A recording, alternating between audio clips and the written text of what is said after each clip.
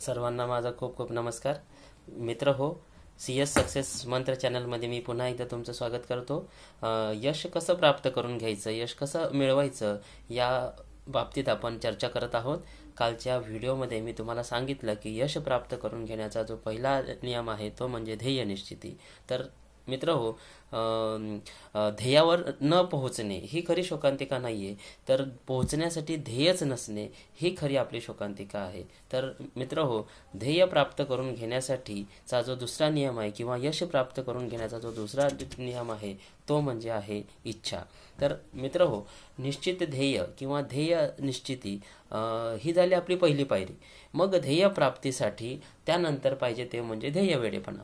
मग यशाच्या काही जे नियम आहेत त्यापैकी सध्या मी जे तुम्हाला सांगतोय की तो इच्छेची शक्ती दर्शवणारा आणि इच्छेची आवश्यकता सांगणारा हा नियम आहे, की ज्यामध्ये हा नियम आपल्याला काय सांगतो की जर तीव्र इच्छा घेऊन ज्यावेळी तुम्ही ध्येयाच्या दिशेने तुम्ही जात असता त्यावेळी ती इतक्या तीव्र इच्छेने जेव्हाही तुमच्यासमोर एखादी अडचण येते किंवा अपयश येतं तेव्हा तुमची इच्छा आणखीनच त्या ठिकाणी तीव्र होऊन जाते. आणि दुसऱ्या ज्या पद्धतीमध्ये काय होतं की तुमच्या जीवनामध्ये गोष्टी जादुई पद्धतीने घडायला लागतात. मग आता जादुई पद्धतीने घडायला लागतात म्हणजे काय, तर की तीव्र इच्छेने जेव्हा तुमच्या समोर एखादी अडचण येते, अपयश येतं, तेव्हा तुमच्या इच्छासुद्धा त्यासोबत आणखी तीव्र होत जातात. म्हणजेच काय, जर एक दार बंद होत असेल तर एक दार बंद होत नाही, तोच दुसरं दार त्या ठिकाणी उघडलेलं असतं. आणि ते हे ताबडतोबपणे इतक्या खात्रीने की याला कुठलाच अपवाद नाही आहे बघा. म्हणजे काय, तर दार बंद होण्याची चिंता नाही आपल्याला, फक्त जात राहायचं अत्यंत निश्चिंतपणे. मनामध्ये जर तीव्र इच्छा आणि समोर जर निश्चित ध्येय असेल तर कुठलीच गोष्ट तुम्हाला थांबवू शकत नाही. असा एकही माणूस जगामध्ये नाही जो तुम्हाला तुमच्या ध्येय प्राप्तीपासून अडवू शकेल किंवा रोखू शकेल. इच्छा तीव्र असताना रस्त्यामध्ये कुठलीही अडचण आली तर अडचणींवर मात करण्याचा मार्ग तुम्हाला सापडेलच. इच्छा तेथे मार्ग ही म्हण आपण सगळ्यांनी ऐकलेली आहे. म्हणजे ज्याच्याकडे इच्छा आहे त्याला निश्चितच मार्ग सापडतो. मग इच्छा जी आहे ती माणसाची तीव्र असली तर त्या इच्छेच्या पूर्तीसाठी साधारण माणसाला सुद्धा असामान्य शक्ती त्या ठिकाणी प्राप्त होऊन जातात. आणि तुमच्याकडून कुठलंही वाजवी ध्येय तुम्ही प्राप्त करून घेऊ शकता.